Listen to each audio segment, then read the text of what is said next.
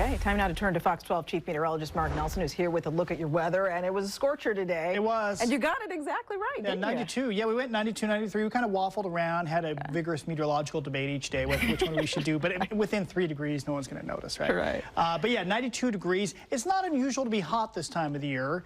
But usually it's hot for a day or two and then it cools off again, and then we have 60s and 70s and showers. Well, that's what we're not getting over this past month. That's why things have dried out so much.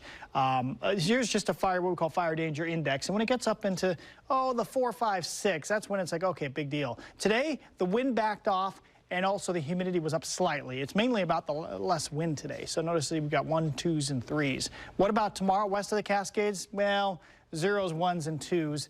It just will be a little more humid. Not humid like you'll feel it, but it just won't be real dry. Notice the wind picks up on the other side of the Cascade, so those numbers go up tomorrow. Thursday, oh, look at that, down to 1s, maybe 1 or 2 there. So the point is, fire danger does go downhill a little bit. By Friday, we got a lot of clouds, partly cloudy skies, humidity's up, temperatures back in the 70s, and so that'll bring that fire danger right back down.